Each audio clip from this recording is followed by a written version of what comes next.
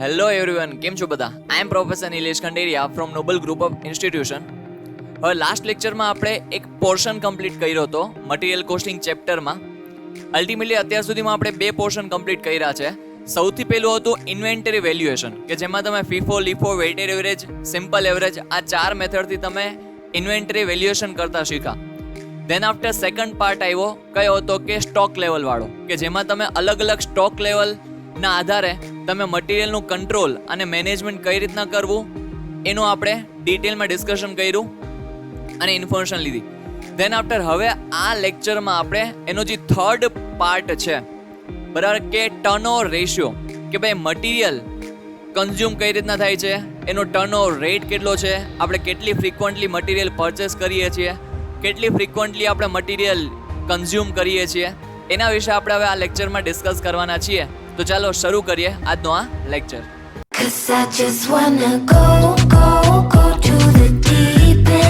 હવે સૌથી પહેલા દર વખતેની જેમ આ વખતે પણ આપણે પહેલા ક્વેશ્ચન રીડ કરી લઈએ. તમને સ્ક્રીન ઉપર દેખાતો હશે. From the following પર્ટિક્યુલર્સ find out material turnover rate and turnover period. હવે જો અલ્ટિમેટલી આ ચેપ્ટર છે તમારા માટે કાંઈ નવું નથી, બિકોઝ તમે રેશિયો એનાલિસિસમાં આવું થોડું ઘણું સ્ટડી કર્યું છે. આગળ વાંચીએ તો મટીરિયલ આપ્યા છે આપણી પાસે 2, A અને B. ધેન આફ્ટર કીધું છે ઓપનિંગ સ્ટોક આપ્યો છે, પરચેસ આપ્યો છે અને ક્લોઝિંગ સ્ટોક આપ્યો છે. હવે ઓપનિંગ સ્ટોક આપ્યો છે મટીરિયલ A નો 30,000, B નો આપ્યો છે 70,000. ધેન આફ્ટર પરચેસ આપ્યું છે મટીરિયલ A નું 1,20,000, મટીરિયલ B નું આપ્યું છે 2,05,000. ધેન આફ્ટર ક્લોઝિંગ સ્ટોક આપ્યો છે મટીરિયલ A નો 15,000 અને મટીરિયલ B નો આપ્યો છે 45,000.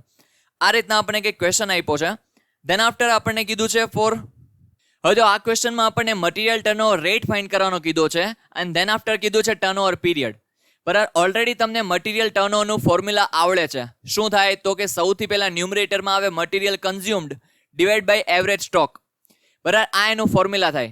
હવે આમાં આપણને મટીરિયલ કન્ઝ્યુમ્ડ ડાયરેક્ટ નથી આપ્યું અને એવરેજ સ્ટોક પણ ડાયરેક્ટ નથી આપ્યો, પણ એના રિલેટેડ બધી ઇન્ફોર્મેશન આપણને જેટલી રિક્વાયર્ડ છે એટલી બધી ઇન્ફોર્મેશન આપણને આ ક્વેશ્ચનમાં આપી છે. હવે જેમાં સૌથી પહેલા આપણે ફાઇન્ડ કરીએ એવરેજ સ્ટોક. હવે એવરેજ સ્ટોકનું ફોર્મ્યુલા તમને બધાને આવડે છે. શું થાય તો કે આપણે લખીએ તો average stock is equal to નું ફોર્મ્યુલા શું થાય તો કે opening stock plus closing stock divide by આપણે શું કરીએ છીએ તો કે 2. હવે અહીંયા જોવા જાવ તો તમને ઓપનિંગ સ્ટોક ક્વેશ્ચનમાં કેટલો આપ્યો છે તો કે અહીંયા આપણને આપ્યો છે ઓપનિંગ સ્ટોક 30,000 મટીરિયલ A માટેનું આપણે પહેલા ફાઇન્ડ કરીએ છીએ. હવે ઓપનિંગ સ્ટોક આપણને આપ્યો છે 30,000 પ્લસ ક્લોઝિંગ સ્ટોક કેટલો આપ્યો છે તો કે અહીંયા આપણને ક્લોઝિંગ સ્ટોક આપ્યો છે 15,000. તો લખીએ આપણે 15,000 ડિવાઇડ બાય 2. હવે અહીંયા તમે જોવા જશો તો શું થશે તો કે સૌથી પહેલા 30,000 પ્લસ 15,000 તો કેટલા થશે તો કે 45,000 ડિવાઇડ બાય 2. હવે જો અહીંયા આપણે કેલ્ક્યુલેશન કરીએ તો 45,000 ડિવાઇડ બાય 2 કરો તો કેટલો આન્સર આવે તો કે 22,500. શું આવે તો કે 22,500 અને આ કેમાં આવશે તો કે રૂપીઝમાં આવશે. આ તમારો આન્સર થયો કઈ વસ્તુનો તો કે એવરેજ સ્ટોકનો.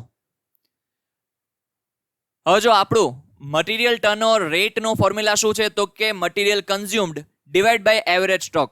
હવે મટીરિયલ કન્ઝ્યુમ્ડ હજી આપણે ફાઇન્ડ કર્યું નથી તો એ પણ પહેલા ફાઇન્ડ કરી લઈએ. તો અહીંયા મટીરિયલ કન્ઝ્યુમ્ડ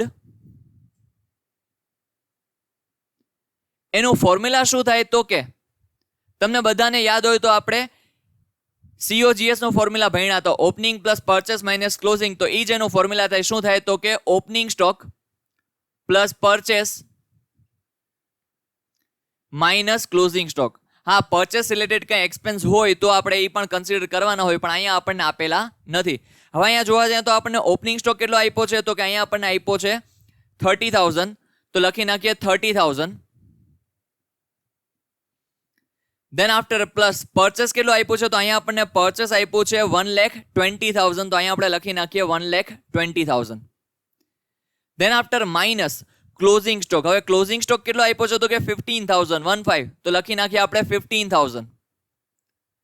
હવે અહીંયા જોવા જાઓ તો આપણે 30,000 પ્લસ 1,20,000 15,000 માઇનસ કરીએ તો કેટલો આન્સર આવે તો કે અહીંયા આપણને આન્સર મળે છે 1,35,000. તો અહીંયા આપણે લખી નાખ્યું 1,35,000. હવે અહીંયા તમે જોવા જશો તો તમને મટીરિયલ કન્ઝ્યુમ પણ મળી ગયું, એવરેજ સ્ટોક પણ મળી ગયો. તો હવે આપણે સિમ્પલી શું તો કે જે આપણને પૂછ્યું છે finally material turnover rate either material turnover ratio, એ બંને આપણે ફાઇન્ડ કરી શકશું. તો પહેલા મટીરિયલ ટર્નઓવર રેટ, હવે એનો ફોર્મ્યુલા લખીએ તો મટીરિયલ ટર્નઓવર રેટ અથવા તમે રેશિયો જે પણ બોલવું હોય ચાલે. હવે મટીરિયલ ટર્નઓવર રેટનું ફોર્મ્યુલા શું તો કે material consumed divide by average stock. હવે material consumed divide by average stock, તો અહીંયા આપણને મટીરિયલ કન્ઝ્યુમ્ડ કેટલું મળ્યું તો કે 1,35,000. હા, અહીંયા રૂપીસ લખવા જરૂરી છે. તો અહીંયા 1,35,000 ડિવાઈડ બાય એવરેજ સ્ટોક કેટલો છે તો કે 22,500. હવે અહીંયા આપણે જો ડિવાઈડ કરીએ તો અહીંયા આપણે કરીએ 1,35,000 ડિવાઈડ બાય 22,500, તો આપણને આન્સર કેટલો મળે છે તો કે અહીંયા આપણને આન્સર મળ્યો 6 ટાઈમ્સ. તો અહીંયા આપણે લખી નાખીએ 6 ટાઈમ્સ. ઓકે, અહીંયા આપણને મટીરિયલ ટર્નઓવર રેટ મળી ગયો. હજી આપણને શું ફાઇન્ડ કરવાનું કીધું છે તો કે ટર્નઓવર પીરિયડ. હવે ટર્નઓવર પીરિયડ તમને બધાને ખબર હોય તો મંથમાં પણ મળી શકે, વીકમાં પણ મળી શકે અને યરલી પણ ડેઝમાં પણ મળી શકે ઇન શોર્ટ એમ. હવે અહીંયા આપણને કંઈ કીધું નથી તો આપણે સિમ્પલી કેમાં ફાઇન્ડ કરશું તો કે ડેઝમાં ફાઇન્ડ કરશું, કારણ કે નોર્મલી આપણને ડેઝમાં પૂછતા વધારે હોય છે. 3 તમે અહીંયા ફાઇન્ડ કરી શકશો, પણ અહીંયા આપણે ડેઝમાં ફાઇન્ડ કરીએ છીએ. સિમ્પલી ફોર્મ્યુલા કંઈ ચેન્જ નથી, ફોર્મ્યુલા તો સિમ્પલી આટલું જ થાય છે કે ભાઈ ટર્નઓવર પીરિયડ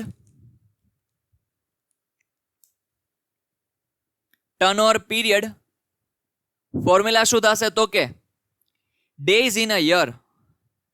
શું તો કે days in a year divide by material turnover rate.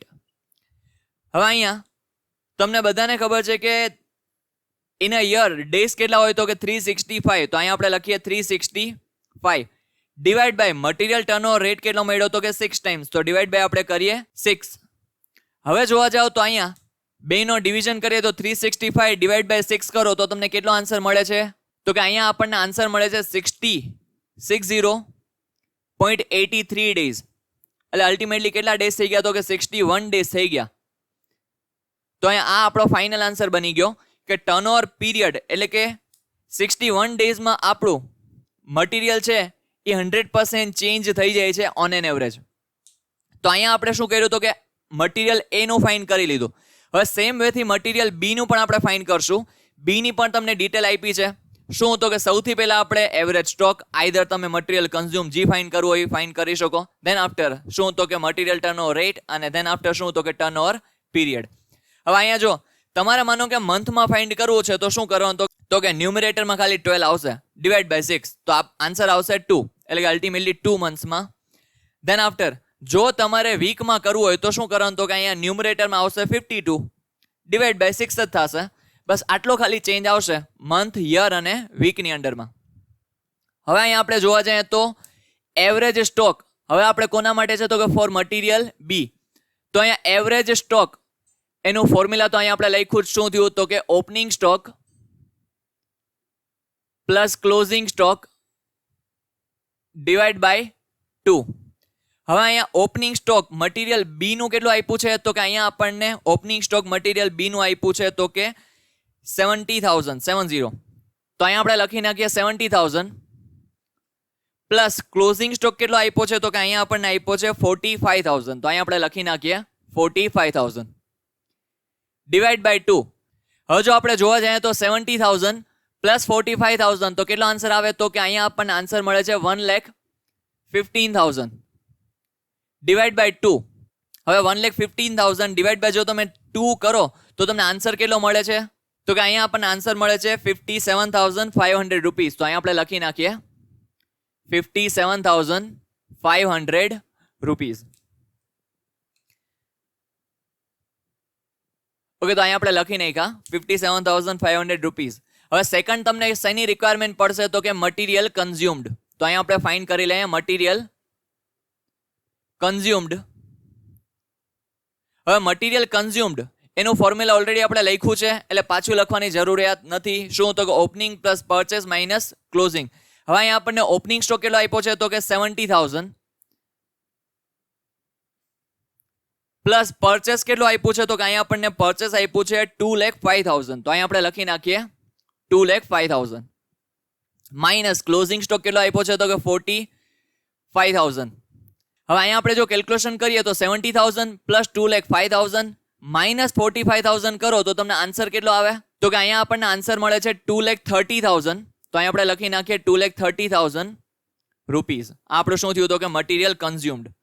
હવે એના પછી material turnover rate either ratio, material turnover rate. હવે મટીરિયલ ટર્નઓવર રેટનું ફોર્મ્યુલા આપણે અહીંયા લખી નાખ્યું છે, મટીરિયલ કન્ઝ્યુમ્ડ અપોન એવરેજ સ્ટોક, તો પાછું લખવાની જરૂરિયાત છે નહીં. હવે આપણે ખાલી એના સ્ટેપ લખી નાખીએ તો હવે અહીંયા આપણે શું કરશું, તો કે ઇઝ ઇક્વલ ટુ મટીરિયલ કન્ઝ્યુમ્ડ કેટલું મળ્યું, તો કે 2,30,000 ડિવાઈડ બાય એવરેજ સ્ટોક કેટલો આવ્યો, તો કે 57,500. તો અહીંયા આપણે લખી નાખીએ 57,500 રૂપીઝ. હવે અહીંયા જો જોવા જાઓ તો 2,30,000 ડિવાઈડ બાય જો તમે 57,500 કરો તો તમને આન્સર કેટલો આવે છે, તો કે અહીંયા આપણને આન્સર મળ્યો કેટલો, તો કે 4 ટાઈમ્સ. તો અહીંયા આપણે લખી નાખીએ 4 ટાઈમ્સ.